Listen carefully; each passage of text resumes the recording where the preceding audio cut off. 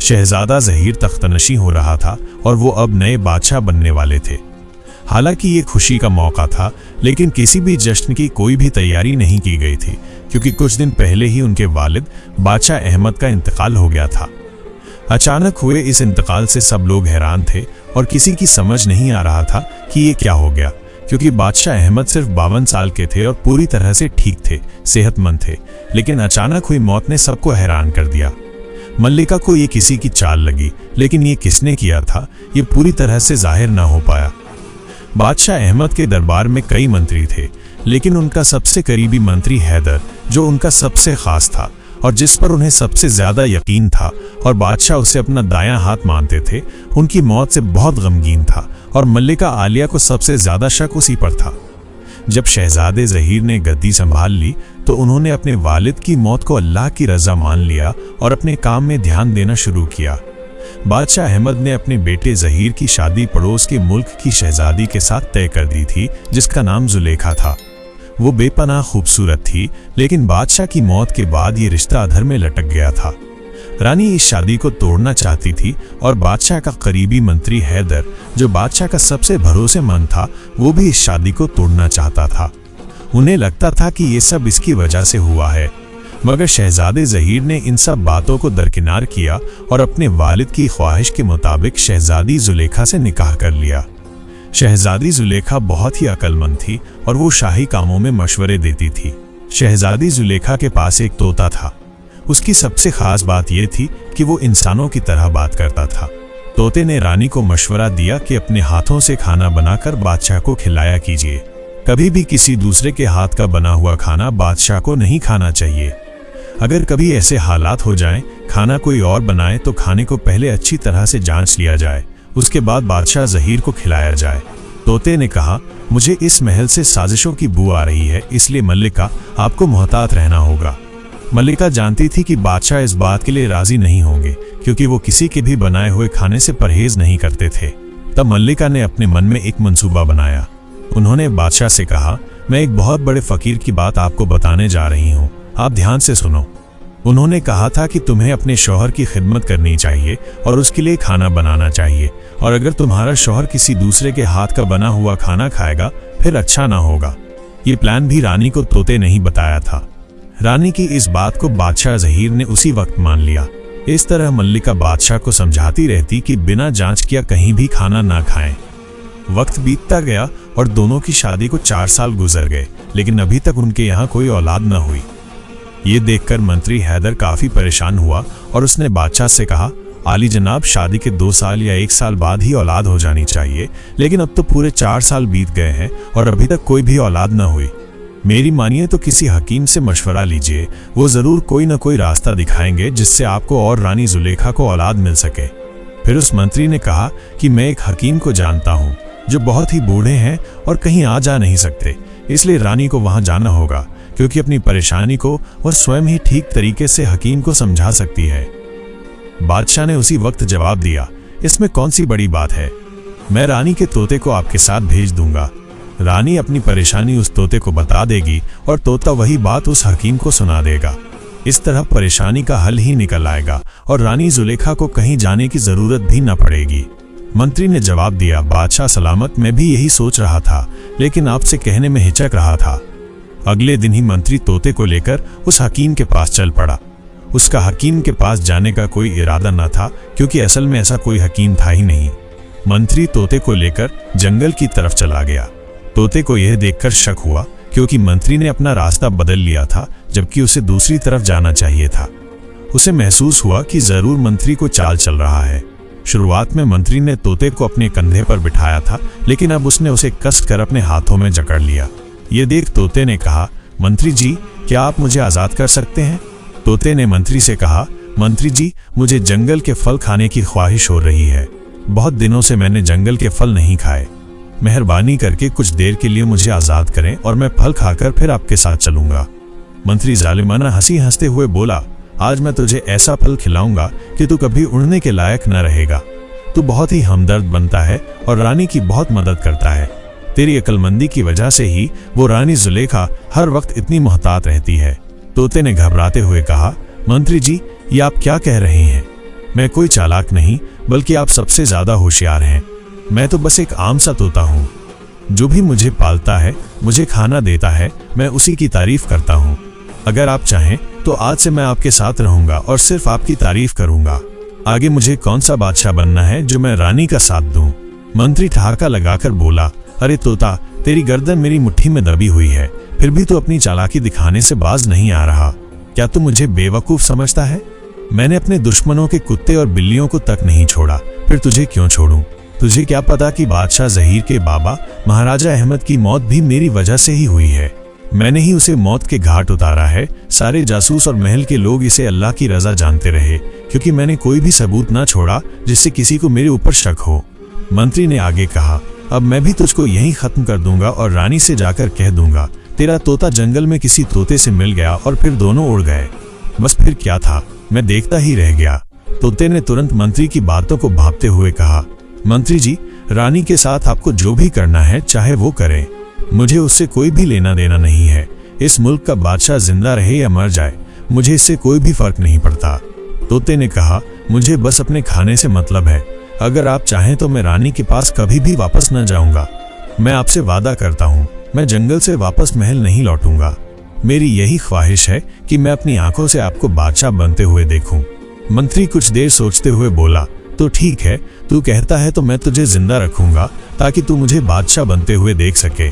मैं तुझे मारूंगा नहीं, लेकिन मैं तुझे उड़ने लायक भी ना छोड़ूंगा। इतना कहकर उस जालिम मंत्री ने तोते के पंख तोड़ दिए और उसे जंगल की झाड़ियों में फेंक दिया। फिर वो वहां से आगे बढ़ गया। इस वक्त जंगल में एक ग्वाला अपनी गाय चरा रहा था। वो एक पेड़ पर चढ़कर ये सारा मंजर देख रहा था। उसने न केवल मंत्री को तोते के साथ जुल्म करते हुए देखा, बल्कि उनकी सारी बातचीत भी सुन ली थी। ये पहला मौका था जब उसने किसी तोते को इंसानों की तरह बोलते हुए सुना। मंत्री के जाने के बाद ग्वाला पेड़ से नीचे उतरा और उन झाड़ियों के पास पहुंचा जहां वो जख्मी तोता तड़प रहा था। ग्वाले को अपने पास आता देख तोता कमजोर आवाज में बोला, भैया, मेरी थोड़ी सी मदद कर दो। उस जालिम मंत्री ने मुझे अधमरा कर दिया है और मेरे पंख तोड़ डाले हैं, लेकिन अगर तुम चाहो तो मैं तुरंत ठीक हो सकता हूँ।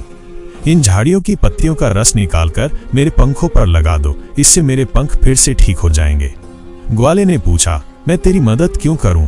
तोते ने आजीजी से कहा, तुम मुझे एक रहमदिल इंसान लगते हो। अगर तुम मुझे ठीक कर दोगे तो मैं बदले में तुम्हारी खिदमत करूंगा। आज से मैं तुम्हारा नौकर बनकर रहूंगा और जो भी तुम कहोगे मैं वही करूंगा।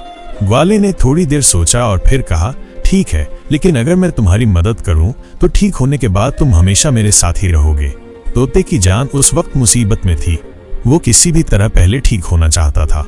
उसने उसी वक्त हामी भरते हुए कहा, भाई, मैं हमेशा तुम्हारे साथ रहूंगा और तुम्हारा साथ कभी न छोड़ूंगा। ये सुनकर ग्वाले ने उसी वक्त झाड़ियों की पत्तियों का रस निकाला और तोते के टूटे हुए पंखों पर लगा दिया। हैरानकुन तरीके से तोता कुछ ही पल में ठीक हो गया और उड़कर ग्वाले के पास आ गया। तोता खुशी से बोला, भैया, आज से तुम ही मेरे मालिक हो और मैं तुम्हारा नौकर हूँ, लेकिन सबसे पहले तुम मेरी एक बात मान लो।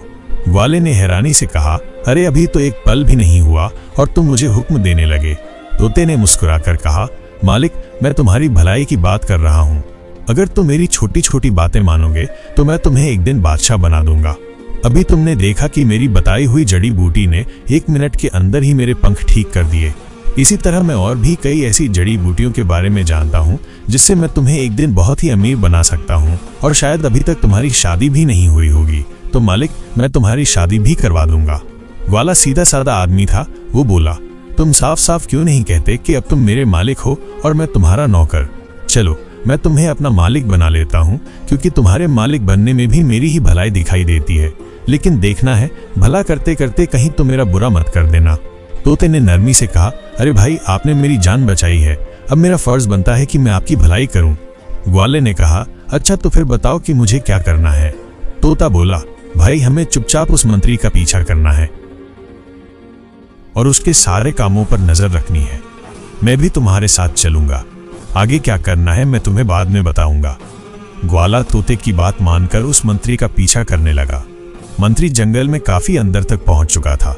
ग्वाले को समझ नहीं आ रहा था कि आखिर वो कहां जा रहा है। तभी तोते ने कहा कि मंत्री रानी के लिए दवा लेने जा रहा है। ग्वाले ने हैरानी से पूछा, तुम्हें कैसे पता कि मंत्री रानी के लिए दवा लेने जा रहा है?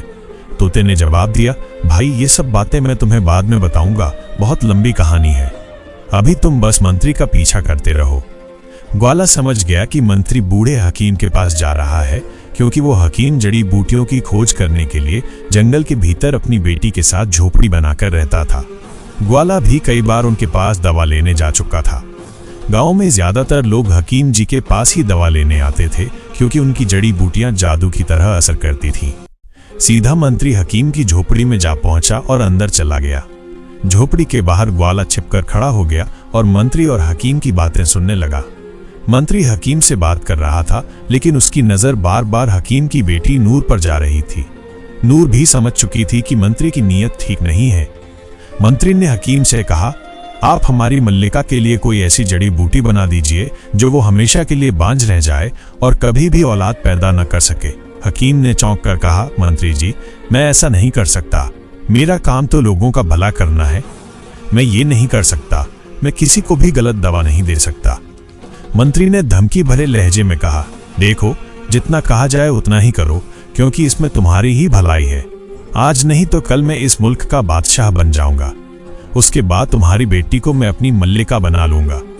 हकीम मंत्री की धमकी सुनकर डर गया और घबराहट में उसने एक जड़ी बूटी तैयार करके मंत्री को दे दी और कहा, इस जड़ी बूटी को हर हफ्ते खाना होगा। 3 महीने तक इसे लेने के बाद मल्लिका कभी भी औलाद का सुख नहीं पा सकेगी। मंत्री खुशी खुशी हकीम को 500 सोने की अशर्फियां देकर चला गया। हकीम की आंखें चमक उठीं। मंत्री के जाते ही वो हकीम अपनी बेटी से बोला, मैं तो बिना वजह उस मंत्री से डर रहा था, वो तो बड़ा ही भला आदमी निकला, अगर वो बादशाह बन गया तो मैं तेरी शादी उससे कर दूंगा। नूर गुस्से से बोली, बाबा, आप जानते हैं कि वो एक मक्कार आदमी है, वो हमारे बादशाह और मल्लिका के साथ धोखा कर रहा है, आपको उसका साथ नहीं देना चाहिए था। मैं किसी गरीब आदमी से शादी कर लूंगी, लेकिन उस मक्कार आदमी से कभी भी शादी न करूंगी। हकीम ने भारी आवाज में कहा, बेटी, राजा महाराजाओं की जिंदगी का कोई भरोसा नहीं होता, कल क्या होगा? अगर कल को ये मंत्री बादशाह बन गया तो हमारे दिन बदल सकते हैं। उधर तोते ने देख लिया कि मंत्री राज दरबार की ओर लौट चुका है। वो तुरंत ग्वाले से बोला, भैया, जल्दी से मुझे हकीम जी के पास ले चलो। ग्वाला और तोता तेजी से हकीम जी की झोपड़ी की तरफ बढ़े और वहां पहुंचकर तोते ने हकीम से कहा, हकीम जी, आप हमारे बादशाह के साथ धोखा कर रहे हैं। मैंने सब कुछ अपनी आंखों से देखा है और सुना है। मैं इस मल्लिका का तोता हूं जिसके लिए आपने वो गलत दवा दी है। अगर मैंने बादशाह को जाकर ये सब बता दिया तो आपको फांसी पर लटका दिया जाएगा। हकीम घबरा गया कि ये नई मुसीबत कहां से आ गई, ये बोलता हुआ तोता और ये ग्वाला कहां से आ गए। अगर मैंने मंत्री का साथ दिया तो मुझे भी फांसी हो जाएगी। वो घबरा कर कहने लगा, भाई तोता, इसमें मेरी कोई भी गलती नहीं है। जब तुमने सारा कुछ अपनी आंखों से देख लिया है तो तुमने ये भी देखा होगा कि वो मंत्री मेरी बेटी को मोहरा बनाकर मुझसे जबरदस्ती वो दवा लेकर गया है। तुम मेरी मजबूरी को समझो और मुझे बचा लो। तोते ने इस वक्त कहा, तुम्हारा जुर्म माफ करने के काबिल नहीं, तुम्हें तो फांसी की सजा मिलना तय है। अब तुम्हें कोई नहीं बचा सकता। हाँ, अगर तुम्हारी बेटी चाहे तो तुम्हें बचा सकती है। अगर वो मेरे इस दोस्त ग्वाले से शादी कर ले तो मैं तुम्हें बचाने का कोई न कोई रास्ता निकाल सकता हूँ, बल्कि मैं राजा से कहकर तुम्हें शाही हकीम भी बनवा सकता हूँ। हकीम कुछ बोलता, इससे पहले ही उसकी बेटी नूर आगे बढ़ी और बोली, मैं बाबा की जान बचाने के लिए अभी और इसी वक्त इस ग्वाले से शादी करने को तैयार हूँ, लेकिन बाबा, आपको ये वादा करना होगा कि वो रानी को अब गलत दवा नहीं देंगे, बल्कि उस मंत्री को धोखे में रखकर वो रानी को ऐसी दवा देंगे जिससे वो औलाद पा सके। हकीम ने राहत की सांस लेते हुए कहा, बेटी, तुमने बिल्कुल सही कहा। आज नहीं तो कल उस मंत्री की चाल सबके सामने आ ही जाएगी और उसका जुर्म एक दिन जरूर पकड़ा जाएगा। मैं अब रानी को ऐसी दवा दूंगा, ऐसी जड़ी बूटी दूंगा कि वो जरूर ही औलाद का सुख पा सकेगी। इस वक्त हकीम ने अपनी बेटी नूर का निकाह उस ग्वाले से कर दिया। ग्वाले ने तो कभी सपने में भी न सोचा था इतनी जल्दी उसे इतनी सुंदर बीवी मिल जाएगी, और ये सब तोते की वजह से हुआ था। वो तोता और अपनी बीवी को लेकर खुशी खुशी अपने घर लौट गया। उधर जब मंत्री बादशाह के दरबार में पहुंचा तो उसके साथ तोता नहीं था। ये देखकर रानी को बहुत ही हैरानी हुई। मल्लिका ने सोचा कि मेरा तोता कहाँ गया। मंत्री ने पहले से ही अपनी सफाई का मंसूबा बना रखा था। मल्लिका के पूछने से पहले ही उसने कह दिया कि महारानी जी, आपके तोते ने तो गजब कर दिया। जब मेरे साथ जा रहा था तो रास्ते में उसकी नजर एक सुंदर तोती पर पड़ गई। उसे देखते ही वो उस पर आशिक हो गया और उड़कर उसके पास चला गया। मैंने बहुत ही खुशामद की कि वो मेरे साथ महल में वापस लौट आए, लेकिन उसने मेरी एक न सुनी। मंत्री की बात सुनकर मल्लिका को यकीन न हुआ। उसे ऐसा लगा कि जरूर इसमें कोई ना कोई चाल है, ये मंत्री झूठ बोल रहा है, मेरा तोता ऐसा कभी भी नहीं कर सकता। उसने सोचा महल में उसे हर ऐशो आराम मिल रहा था, कहीं ये मंत्री झूठ तो नहीं बोल रहा। लेकिन बादशाह ने मंत्री की बात पर भरोसा कर लिया और बोला, छोड़ो तोते को, पहले ये बताओ कि क्या तुम उसे जड़ी बूटी को लेकर आ गए हो। मंत्री ने शीशी निकालकर बादशाह को देते हुए कहा, हाँ, मैं दवा लेकर आया हूँ। ये कहकर उसने बादशाह के हाथ में वो शीशी दे दी। लेकिन तभी बादशाह की लापरवाही की वजह से वो शीशी हाथ से छूटकर फर्श पर गिर गई और मंत्री की सारी मेहनत पर पानी फिर गया। वो बेहद मुश्किल से 500 अशरफियां देकर रानी को बांझ बनाने की दवा लेकर आया था, लेकिन बादशाह की लापरवाही की वजह से वो सब जाया हो गई। मंत्री को क्या पता था कि अल्लाह जिसका बुरा न चाहे उसका कोई बुरा न कर सकता है। बादशाह ने मंत्री से कहा, मंत्री जी, आज आप थक गए होंगे, पहले कुछ आराम कर लीजिए, लेकिन कल सुबह आप दोबारा से दवा लेने के लिए उस हकीम के पास जरूर जाइएगा। मंत्री बोला, ठीक है, अब तो मुझे जाना ही पड़ेगा। दूसरे दिन ही मंत्री वापस जंगल में हकीम के पास पहुंचा। हकीम को बहुत ही हैरानी हुई। कल ही तो आप दवा लेकर गए थे, इतनी जल्दी फिर से क्यों आ गए? शायद ये मेरी बेटी के लिए आया होगा। भला हो उस तोता का जिसने मेरी बेटी का निकाह उसे ग्वाले से करवा दिया। मंत्री कहने लगा, हकीम जी, कल की दवा तो उस बेवकूफ राजा की वजह से गिरकर जाया हो गई है। ये सुनकर हकीम दिल ही दिल में बहुत खुश हुआ और अल्लाह का शुक्र अदा करने लगा, या खुदा, तूने मुझे एक बहुत बड़े गुनाह से बचा लिया। मैंने कभी भी अपनी जिंदगी में किसी को गलत दवा नहीं दी, मगर इस जालिम मंत्री ने मुझसे इतना बड़ा गुनाह करवा दिया था, लेकिन तूने मेरी मदद की और मुझे इस गुनाह से बचा लिया। फिर हकीम मंत्री से कहने लगा, कोई बात नहीं मंत्री जी, मैं आपको दूसरी दवा दे देता हूँ। इस बार हकीम ने मंत्री को ऐसी दवा दी जिससे रानी को औलाद हो जाती और कहा, यह दवा पूरे 2 महीने की है। अगर आप बार बार जंगल आने का बीड़ा न उठाना चाहते हो तो इसको ले जाइए और रानी को देते हुए कहना कि आपका काम जरूर पूरा होगा। इसी बीच मंत्री की निगाहें हकीम की बेटी को ढूंढ रही थी, मगर वो कहीं नहीं दिखी। मंत्री से रहा नहीं गया तो उसने पूछा, हकीम जी, आपकी बेटी कहाँ है? वो दिखाई नहीं दे रही। हकीम बोला, मंत्री जी, दरअसल मैंने अपनी बेटी की शादी बचपन में ही कर दी थी और कल ही उसका शौहर उसे विदा कर ले गया, क्योंकि अब वो सयानी हो गई थी, इसलिए मैं उसे मना न कर सका। मंत्री बोला, अरे हकीम, अभी तो आपकी बेटी की उम्र ही क्या थी, ये आपने ठीक नहीं किया। मंत्री बेचारा उदास होकर दरबार लौट आया। अब की बार बादशाह ने कोई गलती नहीं की और बड़ी मोहताती से उसने दवा ली और उसे दवा को रानी को दे दिया। अब बादशाह रोज अपने हाथों से रानी को दवा पिलाने लगा। वैसे तो रानी ये दवा नहीं पीना चाहती थी, लेकिन बादशाह का मन रखने के लिए वो दवा लेने लगी। 1 महीने के बाद रानी को महसूस हुआ कि वो हामिला है। उसने ये खुशखबरी सबसे पहले बादशाह को सुनाई। बादशाह ये सुनकर खुशी से उछल पड़ा। सबसे पहले उसने ये खबर अपने मंत्री हैदर को सुनानी चाहिए। उसने उसी वक्त मंत्री को दरबार में बुलाया और कहा, मंत्री जी, आपने तो कमाल कर दिया। आपकी लाई हुई दवा की वजह से अब मैं बाप बनने वाला हूँ। आपने वो कर दिखाया जो आज तक कोई दूसरा मंत्री नहीं कर सका। मैं आपसे बहुत खुश हूँ और मैं आपको इनाम देना चाहता हूँ। बादशाह ने उसी वक्त 5000 सोने की अशरफियां मंत्री को इनाम में दे दी और कहा, मंत्री जी, इस इनाम का हकदार तो वो हकीम भी है जिसकी दवा की वजह से महारानी जी हामिला हुई हैं, इसलिए उसे भी मेरी ओर से 5000 सोने की अशरफियां दीजिएगा। ये सुनकर मंत्री के सारे मंसूबों पर पानी फिर गया। वो तो मल्लिका को बांझ बनाने के लिए निकला था, लेकिन अब तो रानी हामिला हो चुकी थी। यह खबर उसके लिए मनहूस थी, लेकिन बादशाह के सामने वो बनावटी खुशी का इजहार करने लगा। अंदर ही अंदर उसके दिल में जलन की आग दहक रही थी। अब वो हकीम को खत्म करने का फैसला कर चुका था। मंत्री ने बादशाह से कहा, जहांपना, मैं इसी वक्त ये खुशखबरी हकीम जी को देना चाहता हूँ। बादशाह ने कहा, ठीक है, आप जा सकते हैं।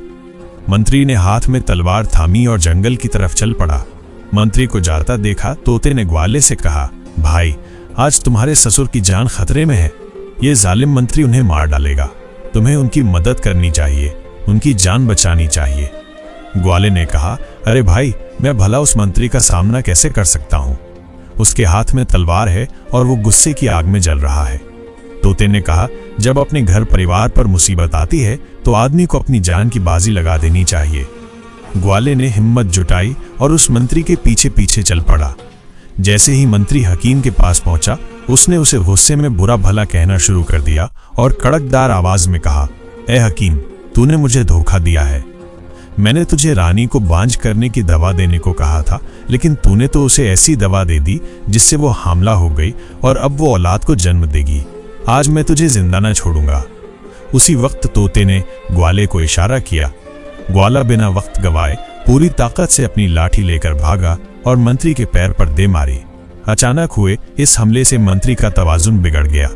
उसे इसकी कोई उम्मीद ही न थी और न ही उसे पता था कि कोई उसका पीछा कर रहा है। झटके से उसकी तलवार दूर जा गिरी और वो धड़ाम से जमीन पर गिर पड़ा। इसके बाद ग्वाले ने मंत्री की जमकर पिटाई की। मंत्री की सारी हेकड़ी निकल गई और वो अपनी जान की भीख मांगने लगा। ग्वाले ने उसे चेतावनी देते हुए कहा, अगर तुम दोबारा इस जंगल में दिखाई दिए तो मैं तुम्हें जान से मार डालूंगा। मंत्री किसी तरह जान बचाकर वहां से भाग निकला और सीधा बादशाह के पास पहुंचा। वहां पहुंचते ही उसने बादशाह से कहा, जहांपना, मैं आपके दिए हुए 5000 सोने की अशरफियां हकीम के पास पहुंचाने जा रहा था, लेकिन रास्ते में एक ग्वाला, जो कि एक लुटेरा है, अचानक मुझ पर हमला कर बैठा। उसने मेरी थैली छीन ली और साथ ही मुझे बेहद मारा और उस बदबख्त ने मुझे धमकी दी कि अगर मैंने 5000 सोने की अशरफियां उसे और लाकर नहीं दी तो मुझे जान से मार डालेगा। जहांपना, अब आप ही मेरी मदद कीजिए और उस लुटेरे को गिरफ्तार करके फांसी की सजा दीजिए। बादशाह ने कठोर आवाज में कहा, मंत्री जी, ऐसा ही होगा। मैं उस जालिम ग्वाले को फांसी पर चढ़वा दूंगा। बादशाह के हुक्म पर सैनिकों ने ग्वाले को पकड़कर बादशाह के सामने दरबार में पेश किया। ग्वाले ने अपनी सफाई देने की बहुत कोशिश की, लेकिन बादशाह ने उसकी एक न सुनी और अपने सिपाहियों को हुक्म दिया कि इसे अब भी इसी वक्त फांसी पर चढ़ा दिया जाए। तभी उसी वक्त मल्लिका जुलेखा, जो दरबार में थी, आगे बढ़ी और बोली, जहांपना, कुछ वक्त के लिए रुक जाइए। जब तक हमारी औलाद का जन्म नहीं हो जाता तब तक हम किसी को भी इस तरह की सजा नहीं दे सकते। मेहरबानी करके आप इसको फांसी की सजा न दीजिए और जब तक हमारी औलाद इस दुनिया में नहीं आती तब तक आप इस ग्वाले की सजा पर रोक लगा दीजिए। जब तक हमारा बेटा इस दुनिया में नहीं आ जाता उसके बाद आपको जो ठीक लगे वो कीजिएगा। बादशाह ने मल्लिका की बात मान ली और ग्वाले को कैद खाने में डाल दिया। मंत्री हैदर मन ही मन सोचने लगा कि ये ग्वाला तो 7-8 महीने के लिए बच गया, लेकिन आखिरकार इसको फांसी तो जरूर होगी। अगले ही दिन तोता उड़कर मल्लिका के पास पहुंचा। उसे उम्मीद थी कि मल्लिका इसकी बात सुनेगी, लेकिन ऐसा नहीं हुआ। मल्लिका तोते को देखकर बिल्कुल भी खुश नहीं हुई। जैसे ही तोता मंत्री की शिकायत करने लगा, मल्लिका ने उसकी बात सुनने से इनकार कर दिया और गुस्से में कहा, मुझे तुम्हारी मनगढ़ंत कहानी नहीं सुननी। तुम इसी वक्त यहाँ से वापस चले जाओ अपनी उसी तोती के पास। मैंने तुम्हें अपने बेटों की तरह पाला था और तुमने मेरे लिए ये एहसान फरामोशी की। अगर तुम अभी और इसी वक्त नहीं गए तो मैं तुम्हें मरवा दूंगी और जिस मंत्री की तुम शिकायत कर रहे हो उसकी लाई हुई दवा की वजह से ही मैं हामिला हुई हूँ। तोता समझ गया कि इस वक्त रानी उसकी बात न सुनेगी। वो चुपचाप उड़कर वहां से ग्वाले की बीवी के पास गया और उसे दिलासा देते हुए कहने लगा, इस वक्त हमारे ऊपर मुसीबत का वक्त है। हमें सब्र से काम लेना होगा और सही वक्त का इंतजार करना होगा। इस तरह 8 महीने बीत गए। फिर एक दिन वो मल्लिका जुलेखा ने एक खूबसूरत बेटे को जन्म दिया। महल में खुशी की लहर दौड़ गई। सारी रियाया भी बहुत खुश थी। जश्न का माहौल था। एक वफादार तोते की कहानी। लेकिन मंत्री हैदर के दिल में जलन की आग भड़क उठी। अब तो वो उस नन्हे शहजादे को भी नुकसान पहुंचाने की साजिश रचने लगा, क्योंकि उसे रोकने टोकने वाला कोई नहीं था। वो जब चाहता अपनी मनमानी कर सकता था। मंत्री ने शहजादे को मरवाने के लिए एक भयानक प्लान बनाया। उसने एक सपेरे को बुलाया और उससे कहा कि वो जहरीले सांप की मदद से शहजादे को मार दे। परंतु मंत्री इस बात से अनजान था। उसे अंदाजा भी न था कि तोता अभी उसके ऊपर नजर रख रहा है। वो हर वक्त मंत्री का पीछा करता और महल के आसपास के पेड़ों पर बैठा रहता। दूसरी तरफ मंत्री पूरी तरह से बेख्याली में था और उसे यकीन था कि तोता जरूर तड़प तड़प कर मर गया होगा, लेकिन ये उसकी भूल थी और यही भूल अब उसे मौत के मुंह में पहुंचाने वाली थी, क्योंकि तोते ने मंत्री और सपेरे की पूरी बातचीत सुन ली थी। एक बार तोता फिर से रानी के पास गया और कहा, मल्लिका जी, मेहरबानी करके मेरी बात सुन लीजिए। मेरी बात आपके बेटे की भलाई के लिए है। मैंने मंत्री और सपेरे की सारी बातें सुन ली हैं। वो आपके बेटे को मारने का प्लान बना रहे हैं। लेकिन मल्लिका ने गुस्से में आकर कहा, चुप हो जा तोता, मैं मंत्री के खिलाफ एक भी शब्द नहीं सुनना चाहती। अगर तू दोबारा यहाँ आया तो सच में मैं तुझे मरवा दूंगी। आइंदा मेरे पास कभी ना आना और मंत्री के खिलाफ मेरे सामने जहर उगलने की कोशिश मत करना। तोते ने देखा कि रानी पर उसकी बातों का कोई भी असर नहीं हो रहा। वो समझ गया कि रानी उसकी कोई भी बात न मानेगी। तब उसने बादशाह ज़हीर की मां जो मल्लिका आलिया थी और जिनका ओहदा सबसे बड़ा था, उनके पास जाने का फैसला किया। मल्लिका आलिया को पहले से ही शक था कि मंत्री ने ही जरूर कोई न कोई चाल से उनके शौहर को मरवाया है। जब तोता उनके पास पहुंचा और उन्हें सारी बात बताई तो उन्होंने उसकी बात ध्यान से सुनी। तब तोते ने बताया कि कल रात मंत्री पिछले दरवाजे से सपेरे को लेकर मल्लिका जुलेखा के कमरे में जाएगा। वहां सपेरा एक जहरीला सांप शहजादे के पास छोड़ देगा। सांप शहजादे को डस लेगा और इस तरह उसकी मौत हो जाएगी। आप चाहें तो अपने पोते की जान बचा सकती हैं। मल्लिका आलिया को तोते की बात समझ में आ गई थी। अगले ही दिन रात के वक्त वो बादशाह के पास गई और बोली, बेटा, मैं तुम्हें कुछ दिखाना चाहती हूँ, मेरे साथ चलो। बादशाह को कुछ समझ में नहीं आया कि उनकी माँ ऐसा क्यों कर रही हैं और ऐसा क्यों कह रही हैं और उन्हें कहाँ ले जाना चाहती हैं। लेकिन फिर भी उनकी बात का मान रखने के लिए वो उनके साथ चले गए। मल्लिका आलिया बादशाह को एक खुफिया दरवाजे के पीछे लेकर गईं और वहां छुप गईं। वो दोनों वहां चुपचाप खड़े रहे और वो सब कुछ देखने लगे जो मंत्री हैदर और वो सपेरा करने वाले थे। जैसे ही मंत्री सपेरे को लेकर महल में दाखिल हुआ और वो दबे पांव छुपते छुपाते मल्लिका के कमरे की तरफ जाने लगा, बादशाह ने देखा कि सपेरे ने एक जहरीला सांप निकाला और उसे मल्लिका के कमरे में छोड़ दिया। इसके बाद मंत्री और सपेरा जल्दी से वहां से भागने लगे। ये देखकर बादशाह तुरंत दौड़ पड़ा और उसने मंत्री को पकड़ लिया और जोर से पहरेदार को आवाज लगाई, सभी पहरेदारों को तुरंत यहाँ बुलाओ। पल भर में सिपाहियों के दस्ते वहां पहुंच गए और उन्होंने मंत्री और सपेरे को पकड़ लिया। मंत्री और सपेरे को तुरंत गिरफ्तार कर लिया गया। उधर रानी घबराकर चिल्लाने लगी, क्या कोई है? मेरे बेटे को सांप ने डस लिया है। ये सुनते ही महल में अफरा तफरी मच गई। कोई समझ नहीं पा रहा था कि अचानक क्या हो गया और अब नन्हे शहजादे को कैसे बचाया जाए। इस वक्त तोता उड़ता हुआ वहां पहुंचा और मल्लिका जुलेखा के पास जाकर बोला, आप घबराइए मत, शहजादे को कुछ नहीं होगा, हम लोग उसे बचा लेंगे। मुझे इस सब के बारे में पहले ही पता था, इसलिए मैंने हकीम जी को पहले ही बगीचे में छुपा रखा है। ये कहते ही तोता उसी वक्त बगीचे की तरफ गया। हकीम को लेकर रानी के पास आया। हकीम ने आते ही शहजादे को देखा और उसे एक जड़ी बूटी पिलाई और फिर सबको दिलासा देकर कहा, अब आप सब लोग बेफिक्र रहिए, शहजादे को कुछ नहीं होगा, वो जल्द ही सेहतयाब हो जाएगा। तोते ने रानी से कहा, महारानी, इन्हीं हकीम की मदद से आपको औलाद जैसी नेमत मिली है। इसके बाद तोते ने बादशाह और रानी को पूरी कहानी बता दी। उसने मंत्री के सभी षड्यंत्रों को भी बता दिया और ये भी बताया कि ग्वाला पूरी तरह से बेगुनाह है। साथ ही उसने ये राज भी खोल दिया कि बादशाह द्वारा दिए गए 5000 सोने की अशरफियां उसने अपने घर में छुपा रखी हैं। तोते ने आगे कहा, आपके बाबा बादशाह अहमद को मौत के घाट उतारने वाला कोई और नहीं बल्कि यही मंत्री था। अब मंत्री रंगे हाथों पकड़ा जा चुका था और उसके सभी जुर्म बादशाह के सामने आ गए थे। बादशाह ने उसी वक्त फैसला लेते हुए हुक्म दिया कि मंत्री को फांसी पर चढ़ा दिया जाए। इसके बाद बादशाह ने तोते से कहा, मुझे माफ कर दो, मंत्री की बातों में आकर मैंने तुम्हें बुरा भला कहा। अब बताओ मैं तुम्हारी इस मेहरबानी का बदला कैसे चुका सकता हूँ? तोते ने मुस्कुराकर जवाब दिया, जहां पना, पहले तो आप बेगुनाह ग्वाले को कैदखाने से आजाद करवा दीजिए और उसे अपने दरबार में मंत्री का ओहदा दे दीजिए। साथ ही हमारे हकीम जिनकी वजह से आपको औलाद जैसी नेमत मिली है, उन्हें शाही हकीम का दर्जा दे दीजिए। बादशाह ने उसी वक्त हामी भरते हुए कहा, ठीक है, ऐसा ही होगा। इस तरह तोते की मदद से बादशाह ज़हीर ने न केवल अपने बेटे को मौत के मुंह से बचाया बल्कि अपने मुल्क को एक बहुत बड़े खतरे से भी बचा लिया। इसके बाद उन्होंने कई साल तक वहां पर इंसाफ से हुकूमत की और अपनी रियाया का ख्याल रखा। तो दोस्तों, ये थी आज की कहानी। इसी तरह की कहानी सुनने के लिए इस चैनल जहांगीरी कहानियां को सब्सक्राइब जरूर करें और बेल आइकन दबाना न भूलें। फिर मुलाकात होगी एक नई वीडियो में। अल्लाह हाफिज।